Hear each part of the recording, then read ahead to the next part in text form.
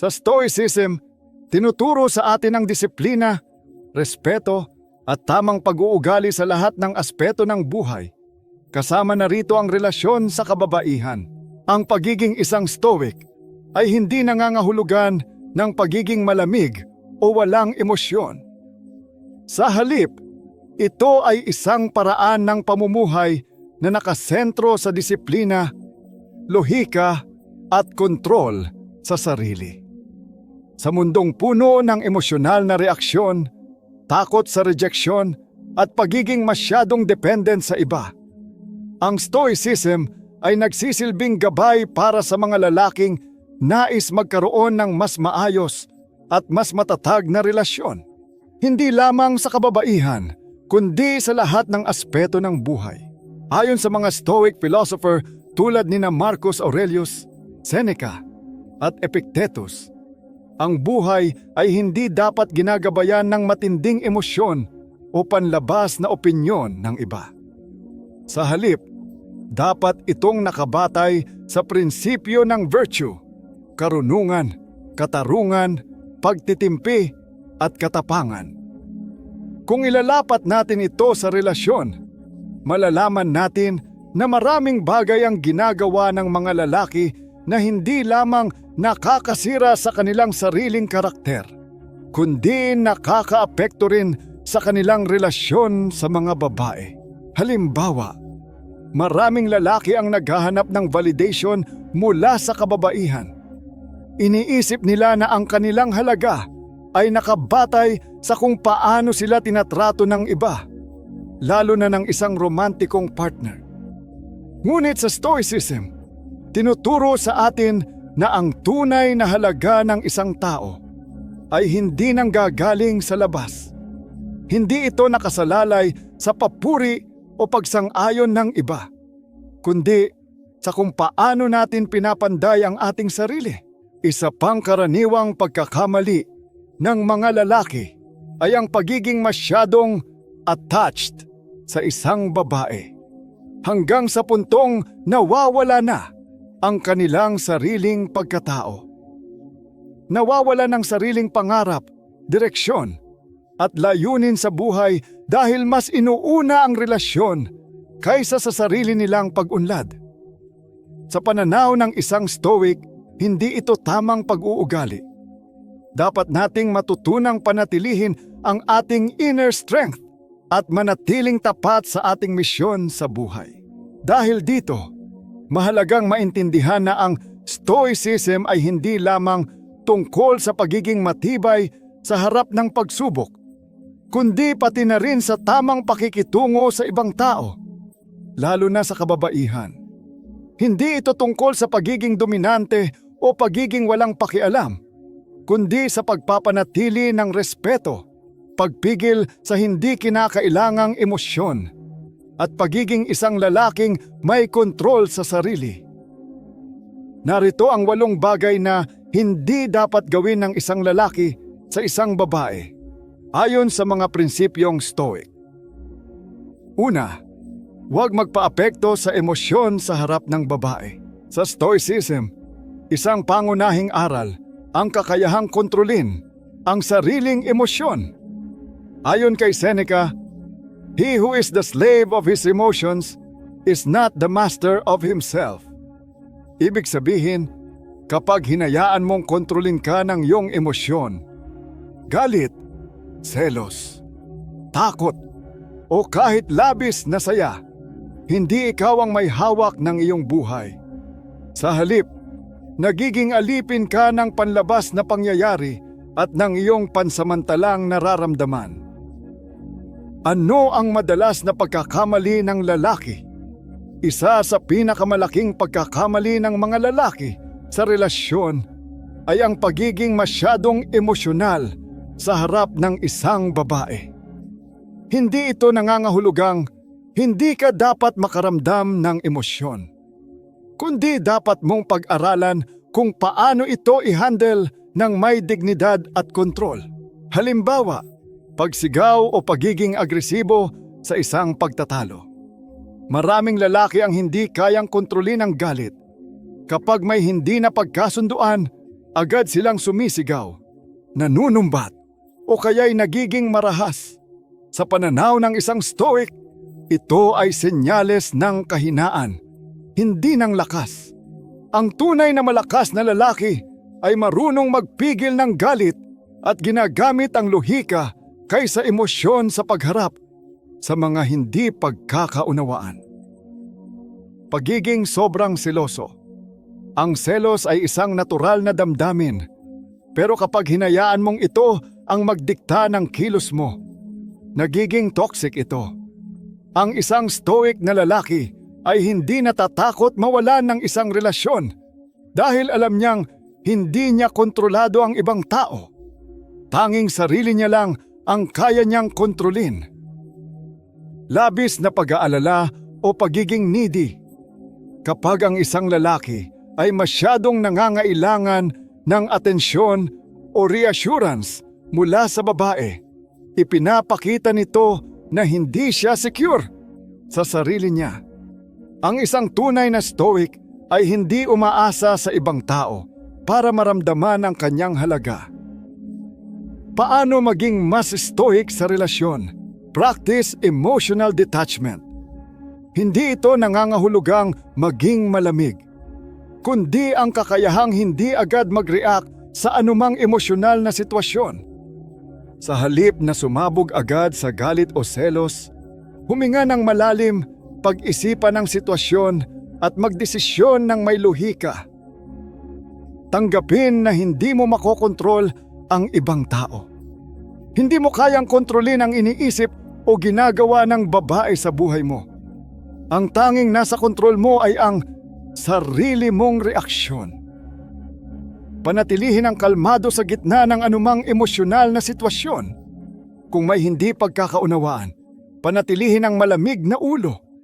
Kung ang isang babae ay sinusubukang pukawin ang emosyon mo, ipakita ang iyong pagiging composed. Ang isang kalmadong lalaki ay mas iginagalang kaysa sa isang madaling magpatalo sa emosyon. Ang aral ng isang tunay na stoic, ang tunay na lakas ng isang lalaki ay hindi nakikita sa kanyang pisikal na anyo o sa kanyang kakayahang manalo sa isang pagtatalo. Ang tunay na lakas ay nasa kakayahang kontrolin ang kanyang damdamin at manatiling matatag kahit sa harap ng matinding emosyon. Ang isang stoic ay hindi natitinag ng selos, hindi napapadala sa galit, at hindi sumusuko sa emosyonal na kahinaan. Sa halip, siya ay nag-iisip bago kumilos, pinapahalagahan ang respeto sa sarili, at nananatili sa kanyang prinsipyo anuman ang mangyari. Pangalawa, huwag maghanap ng validation sa babae. Sa stoicism, isang mahalagang prinsipyo ang self-sufficiency. Ang kakayahang maging buo at kumpleto nang hindi nakadepende sa opinyon o pag-aproba ng iba. Sinabi ni Marcus Aurelius, "It never ceases to amaze me. We all love ourselves more than other people, but care more about their opinions than our own." Ibig sabihin, karamihan sa mga tao ay mas iniintindi ang iniisip ng iba kaysa sa tunay nilang halaga. Maraming lalaki ang nagkakamali sa paghahanap ng validation mula sa kababaihan. Iniisip nila na ang kanilang halaga ay nakabatay sa kung paano sila tinatrato o paano sila nakikita ng isang babae. Ito ay isang trap, isang mindset na nagpapahina sa kumpiyansa sa sarili at nagiging sanhi ng pagiging emotionally dependent sa isang relasyon. Ano ang madalas na pagkakamali ng lalaki? Laging naghahanap ng papuri o pagsang-ayon. May mga lalaking laging nagtatanong ng, "Mahal mo pa ba ako?" o "Gwapo ba ako sa suot ko?" Kapag hindi nila narinig ang gustong sagot, apektado ang kanilang mood at kumpiyansa sa sarili. Ginagawa ang lahat para lamang makuha ang atensyon ng babae. Minsan, may mga lalaking pinipilit baguhin ang kanilang ugali, estilo o paniniwala para lamang makuha ang pagsang-ayon ng isang babae. Takot sa rejeksyon o pagkawala ng relasyon. Maraming lalaki ang nagpapakababa ng sarili para lang manatili sa isang relasyon kahit hindi na ito healthy. Bakit mali ito sa pananaw ng Stoicism? Sa Stoicism, hindi mo kailangang patunayan ang sarili mo sa iba para maramdaman mong mahalaga ka. Ang iyong halaga ay hindi nakadepende sa panlabas na validation kundi sa disiplina, integridad at aksyon mo sa buhay. Ang paghahanap ng validation sa babae ay nagpapakita ng isang weak frame of mind. Isang ugali na madalas na hindi iginagalang ng iba, lalo na ng mga babae. Ang isang stoic na lalaki ay hindi naghihintay ng pagsang-ayon. Ginagawa niya ang tama dahil ito ang dapat gawin, hindi dahil gusto niyang mapansin o mapuri. Paano maging mas stoic sa relasyon? Maging solid sa iyong sariling halaga. Kilalanin ang sarili mo at huwag hayaang ang opinyon ng iba ang magdikta kung sino ka. Huwag matakot sa rejeksyon. Ang stoic na lalaki ay hindi natatakot mawalan ng isang relasyon dahil alam niyang hindi ito ang batayan ng kanyang halaga bilang tao. Gawin ang tama nang walang hinihintay na kapalit. Kung may gagawin kang mabuti para sa isang babae, gawin mo ito dahil gusto mong gawin. Hindi dahil gusto mong makatanggap ng papuri o atensyon. Ang tunay na halaga ng isang lalaki ay nanggagaling sa kanyang sarili. Hindi mula sa babae, hindi mula sa relasyon, at hindi mula sa panlabas na opinyon. Ang isang stoic na lalaki ay hindi umaasa sa validation ng iba dahil alam niyang ang kanyang dignidad at halaga ay nakabatay sa kanyang sariling prinsipyo at aksyon. Sa huli, ang respeto ay hindi nakukuha sa pagiging laging sumasang-ayon o nagpapakababa para mapansin. Ang tunay na respeto ay nanggagaling sa pagiging isang lalaking may inner strength na hindi kailangan ng labas na pag-aproba para maramdaman niyang siya ay may halaga. Pangatlo, huwag ipasa ang iyong mga problema sa babae. Isa sa pinakamahalagang prinsipyo ng Stoicism ay responsibility at accountability. Ang kakayahang akuin ang sariling buhay. Harapin ang mga problema ng may tapang at hindi umasa sa iba upang ayusin ang ating mga suliranin. Sinabi ni Epictetus, "You are responsible for your own happiness. If you expect others to make you happy, you will always be disappointed." Sa isang relasyon, maraming lalaki ang nagkakamali sa pag-aasa sa isang babae upang saluhin ang kanilang emosyonal o personal na problema. Iniisip na ito ang tungkulin ng babae na pag-aani ng kanilang pinapasan. Ngunit ang totoo, hindi ito ang responsibilidad ng isang babae. Ang isang tunay na stoic na lalaki ay hindi pabigat sa isang relasyon.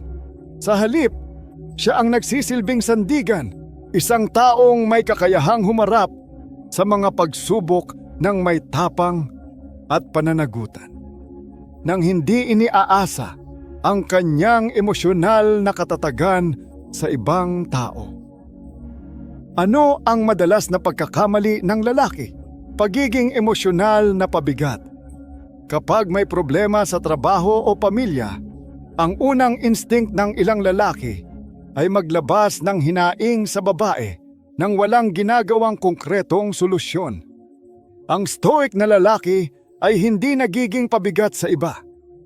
Sa halip, siya ang nagbibigay ng kapanatagan sa gitna ng bagyo. Pagtakbo sa babae bilang takbuhan sa lahat ng problema. Hindi mali ang paghingi ng suporta o payo, ngunit kung palaging ito ang una mong ginagawa nang hindi man lang sinusubukang lutasin ang problema, nagiging pasanin ka sa relasyon. Ang isang tunay na stoic ay humihingi ng suporta pero hindi nagiging helpless. Pag-asa sa babae para sa emosyonal na stability.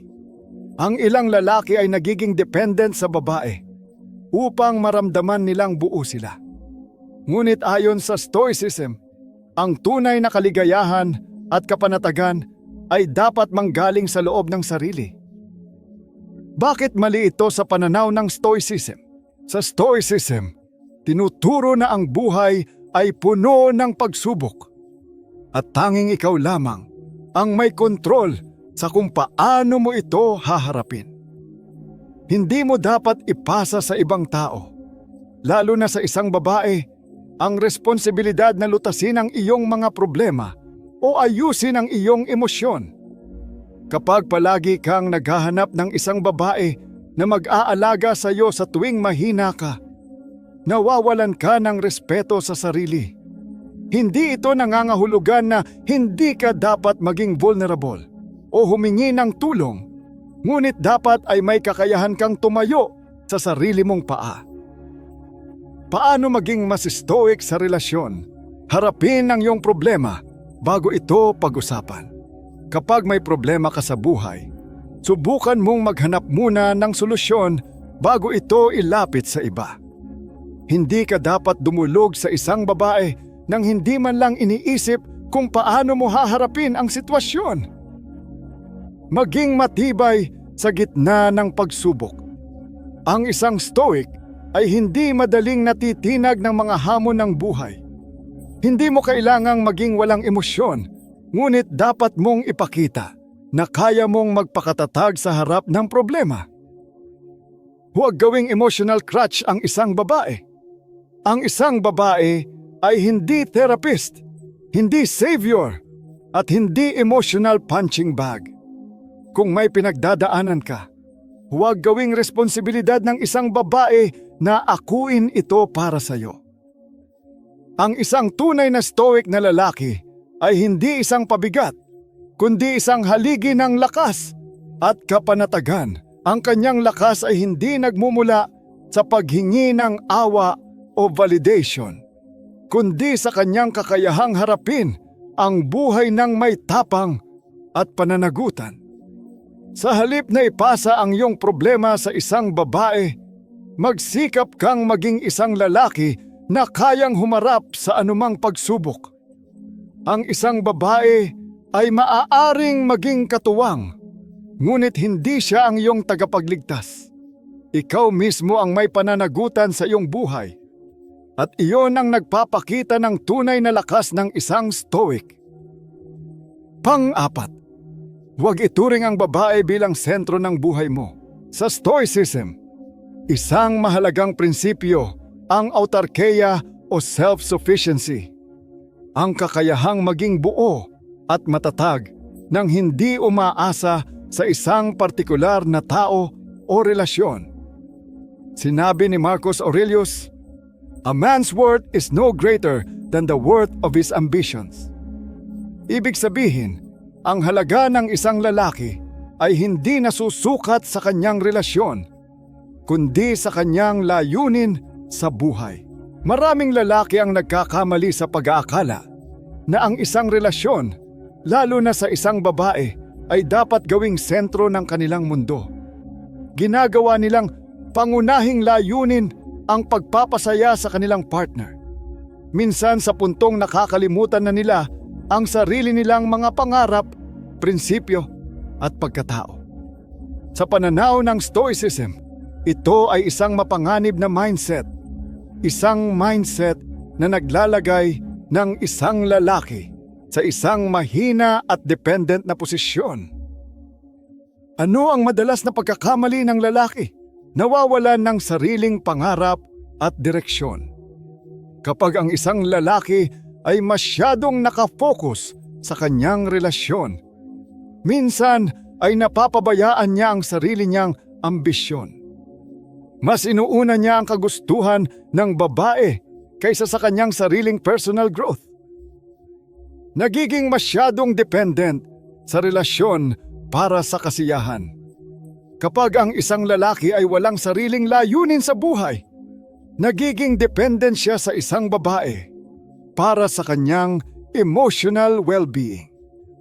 Ito ay nagiging sanhi ng pagiging clingy, needy, at insecure. Mga ugali na hindi iginagalang sa isang stoic na pananaw. Hindi kayang tumayo sa sariling paa kapag nawala ang relasyon. Ang isang stoic na lalaki ay handang harapin ang realidad ng buhay. Kasama na ang posibilidad ng pagkawala ng isang relasyon.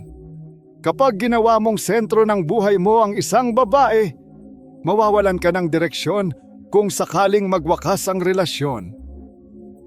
Bakit mali ito sa pananaw ng Stoicism? Ayon sa Stoic philosophy, hindi natin makokontrol ang ibang tao, kasama na ang ating partner. Ang isang relasyon ay maaaring magtagal, ngunit maaari rin itong magbago o matapos. Kapag ibinuhos mo ang lahat ng iyong oras at enerhiya sa isang relasyon at ginawa mo itong pangunahing layunin ng iyong buhay, inilalagay mo ang iyong sarili sa isang napakahinang posisyon. Ang isang stoic na lalaki ay may sariling layunin sa buhay. Isang misyon na hindi nakadepende sa isang babae o sa relasyon. Siya ay may direksyon, disiplina at paninindigan anuman ang mangyari sa kanyang love life. Paano maging mas stoic sa relasyon? Magtakda ng personal na layunin. Ano ang gusto mong maabot sa buhay? Ano ang misyon mo? Ang relasyon ay bahagi lamang ng buhay, hindi ang kabuuan nito. Panatilihin ang sariling pagkatao at interes. Huwag kalimutan ang iyong mga hilig, pasyon at prinsipyo kahit nasa isang relasyon ka. Maging handa sa anumang pagbabago.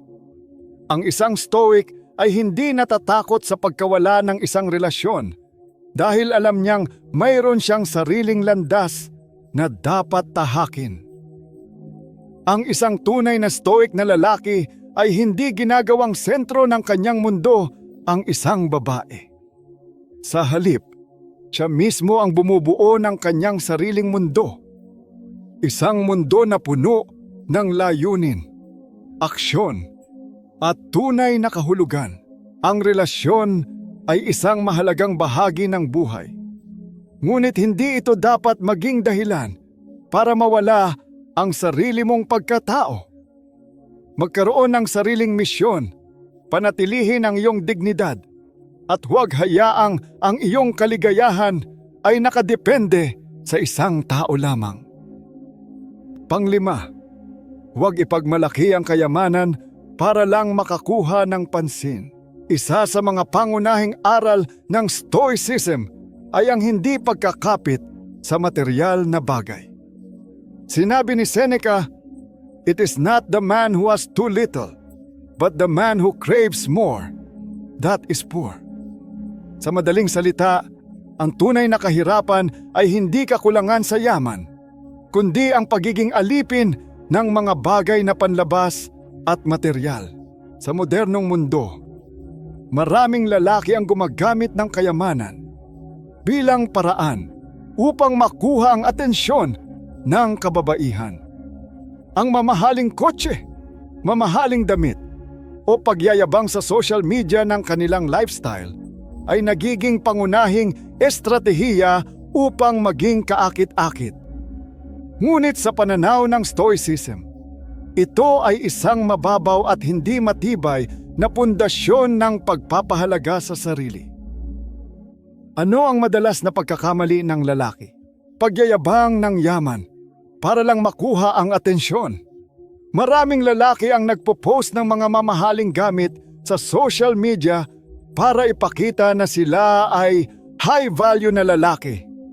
Ngunit ang tunay na halaga ng isang lalaki ay hindi nasusukat sa kung anong pag-aari niya, kundi sa kanyang pagkatao. Paggamit ng pera upang makuha ang loob ng isang babae.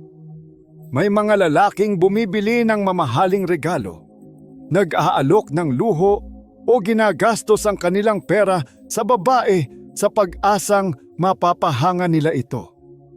Ang problema, kapag ang isang babae ay na-attract lamang sa yaman, hindi siya talagang naaakit sa iyo bilang tao, kundi sa kung anong makukuha niya mula sa iyo.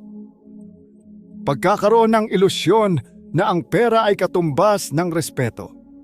Ang ilang lalaki ay naniniwala na kung marami silang pera, automatikong igagalang sila ng iba.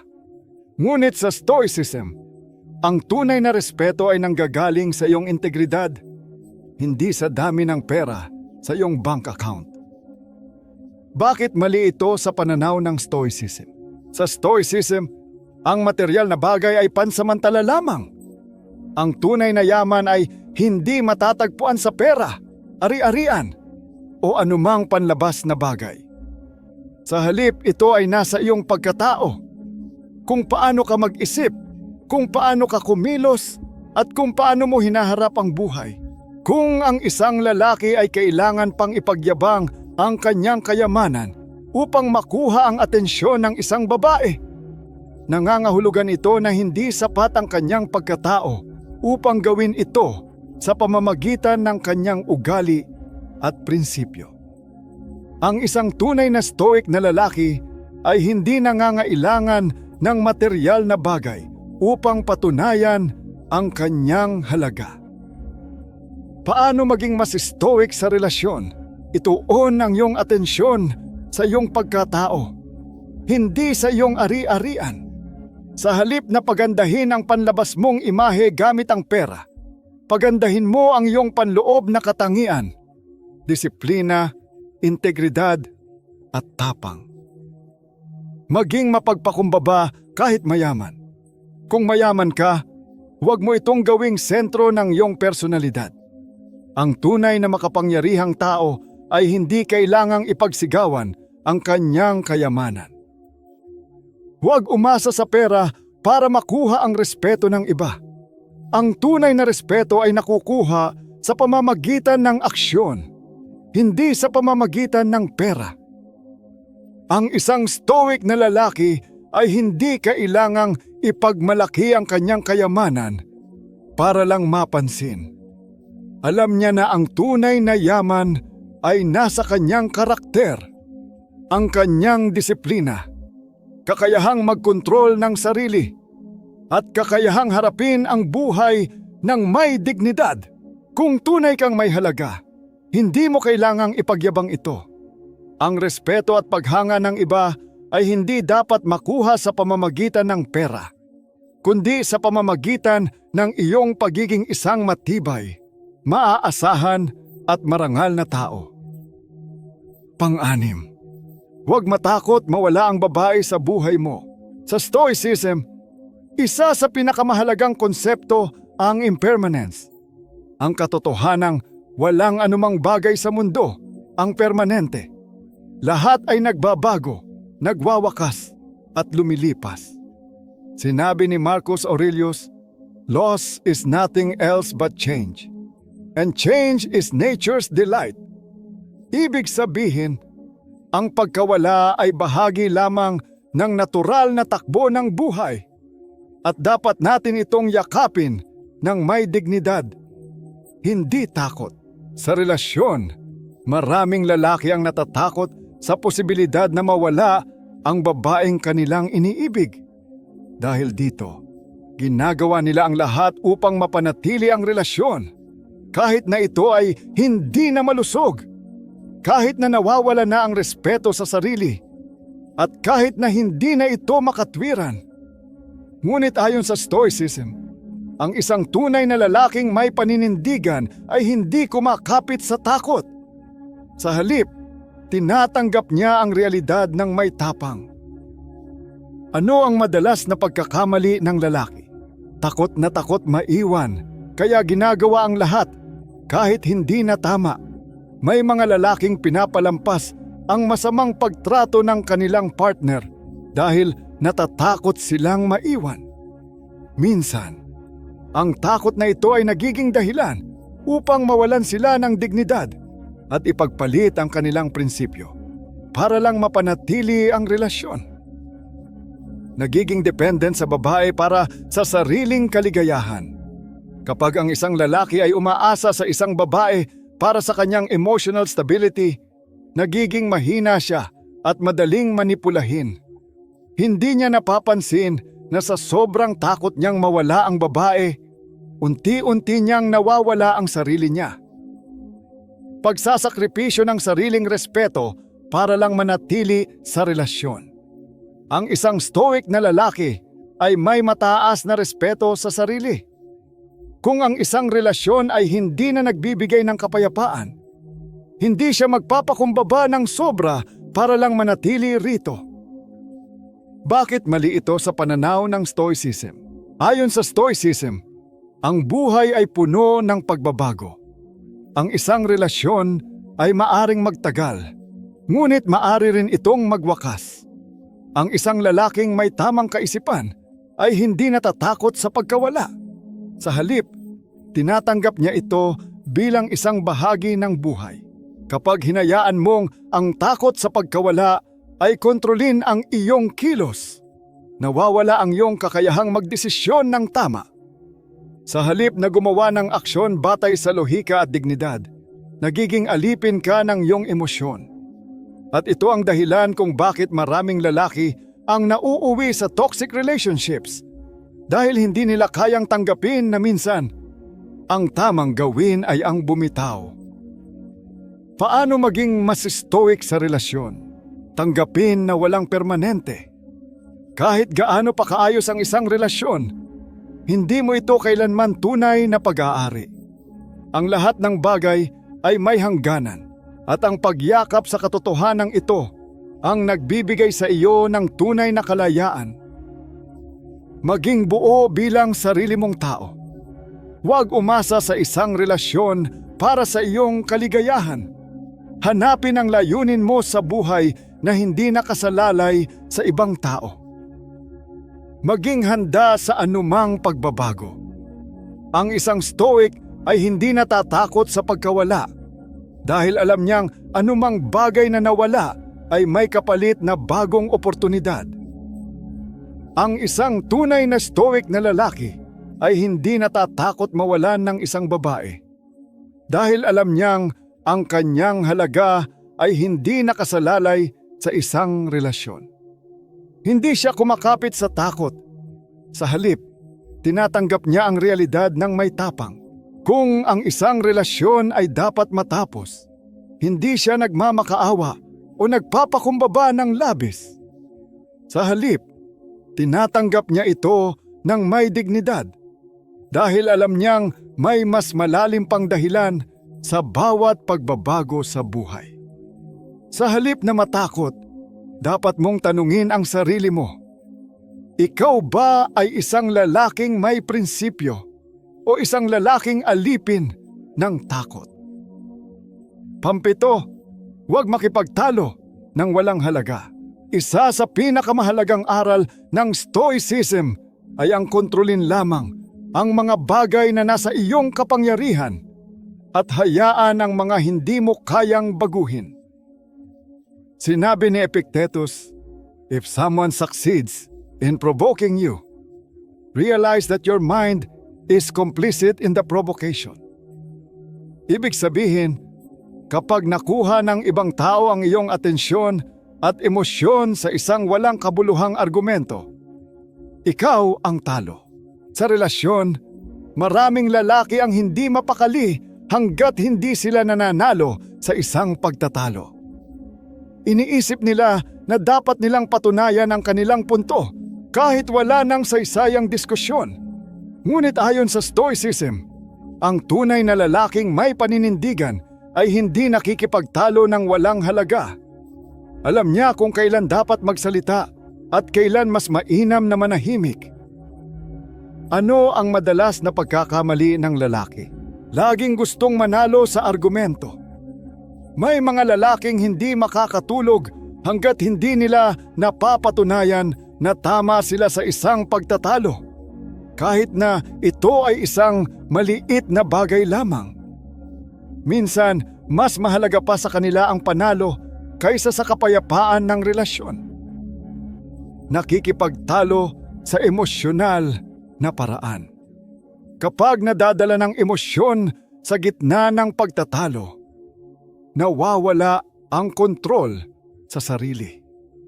Ang isang stoic na lalaki ay hindi nagpapadala sa bugso ng damdamin. Sa halip, pinag-iisipan niyang mabuti kung sulit bang ipagpilitan ang kanyang pananaw. Pinapatagal ang diskusyon kahit wala ng solusyon. Minsan, may mga issue na hindi kailangang pag-awayan. Ang stoic na lalaki ay hindi mag-aaksaya ng oras sa mga walang saysay na argumento, lalo na kung ito ay hindi na magdadala ng positibong resulta. Bakit mali ito sa pananaw ng Stoicism? Ayon sa Stoicism, hindi lahat ng laban ay dapat ipaglaban. May mga bagay na hindi natin kayang kontrolin. Kasama na rito ang opinyon ng ibang tao.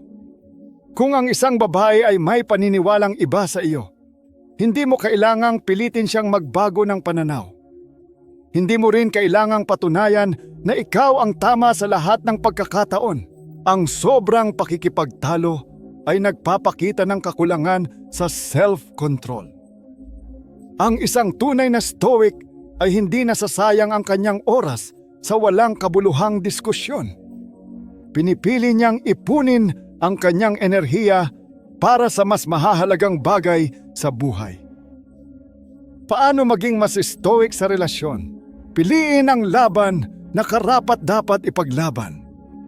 Tanungin ang sarili, makakatulong ba ito sa relasyon o ito ay isang walang kwentang pagtatalo lamang? Huwag makipagtalo dahil lang sa pride. Ang stoic na lalaki ay hindi ipinagpipilitan ang kanyang sarili para lamang mapatunayan na siya ang tama. Matutong manahimik at hayaang lumipas ang sitwasyon. Minsan, ang pinakamatalinong gawin ay hindi makipag-away, kundi hayaan na lamang at magpatuloy sa mas mahahalagang bagay. Ang isang stoic na lalaki ay hindi nakikipagtalo para lang mapatunayan ang kanyang sarili. Alam niya kung kailan dapat magsalita at kailan mas mainam na manahimik. Hindi siya nagsasayang ng oras at enerhiya sa walang kabuluhang diskusyon. Ang tunay na tagumpay ay hindi ang manalo sa bawat argumento, kundi ang magkaroon ng katahimikan at kapanatagan sa kabila ng hindi pagkakaintindihan. Sapagkat sa huli, ang karunungan ay hindi sa dami ng salitang iyong binitawan, kundi sa kakayahang piliin kung alin ang tunay na mahalaga. Pangwalo, huwag kalimutan ang iyong sariling layunin sa buhay.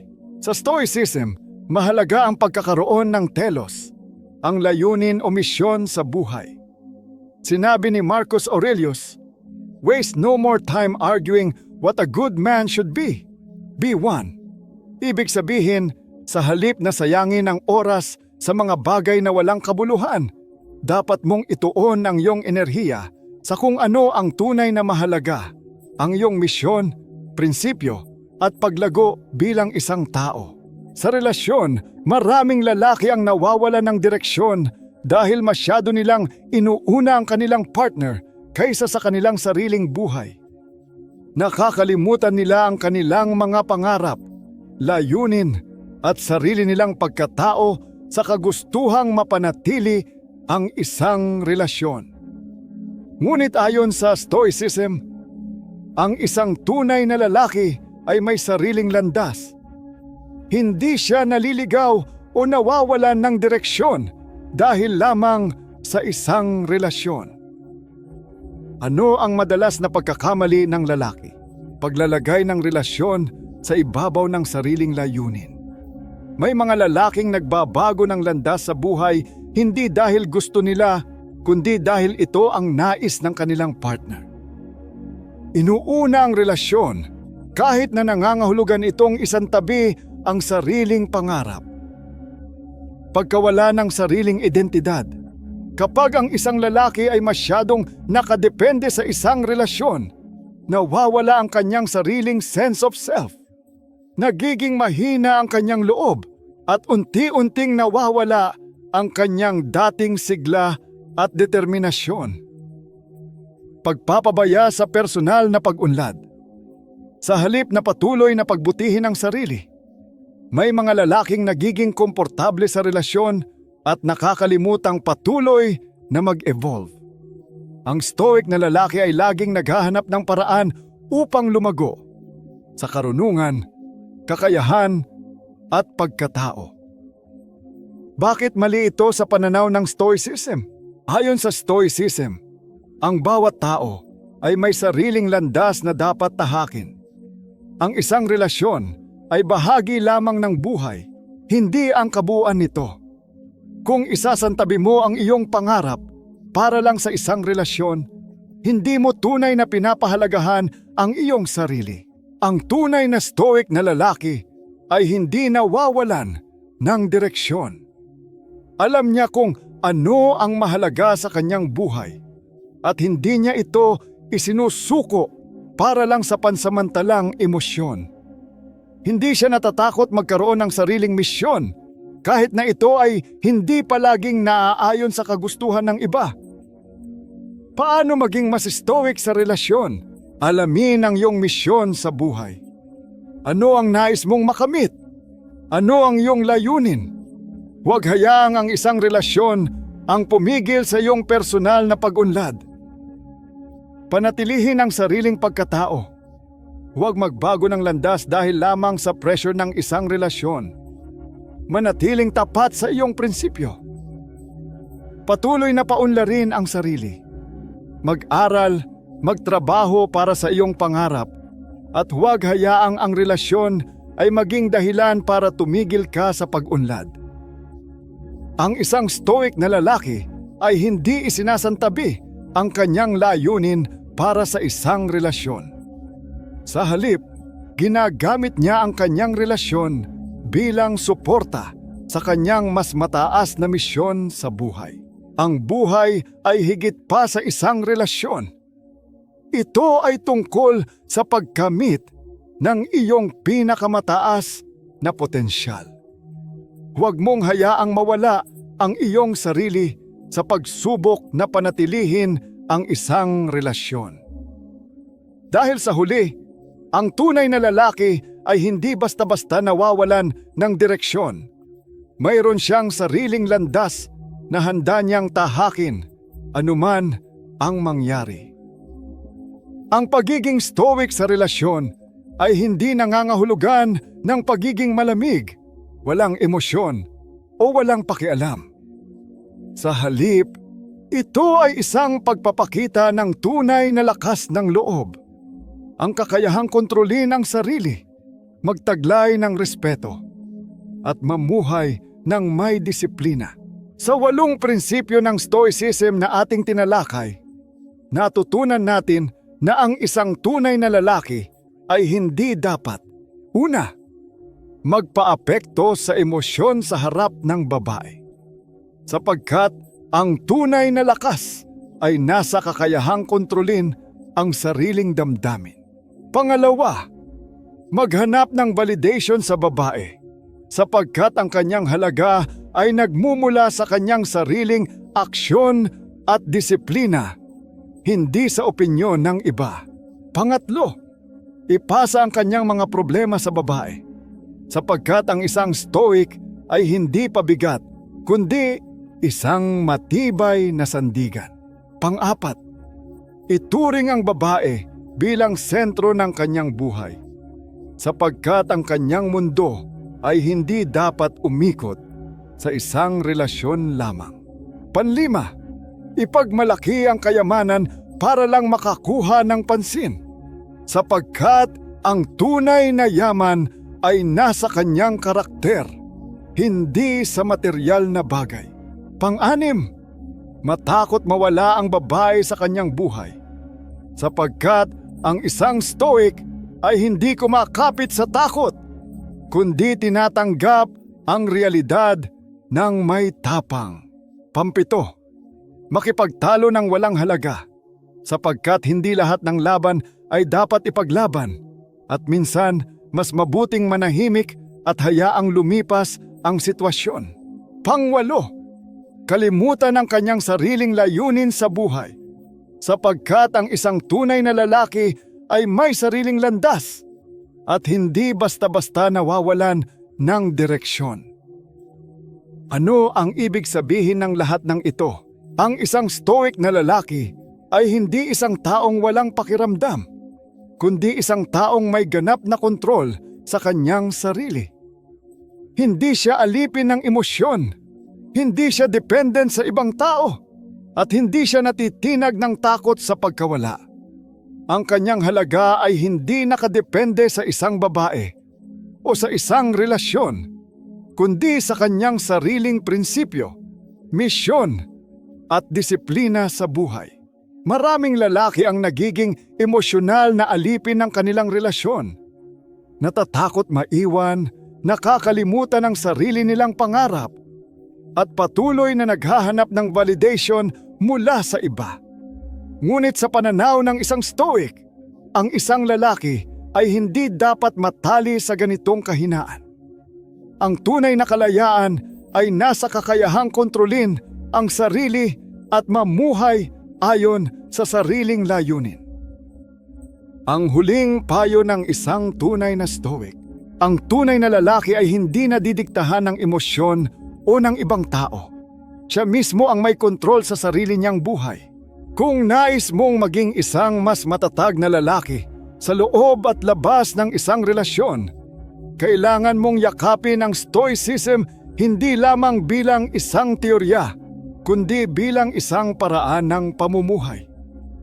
Piliin mong maging isang lalaki na hindi natitinag, hindi humihingi ng pag-aproba, at hindi kinakailangang patunayan ang sarili sa pamamagitan ng material na bagay. Sa halip, maging isang tao na may mataas na respeto sa sarili, may malinaw na layunin, at may disiplina upang mamuhay ng may tunay na kahulugan.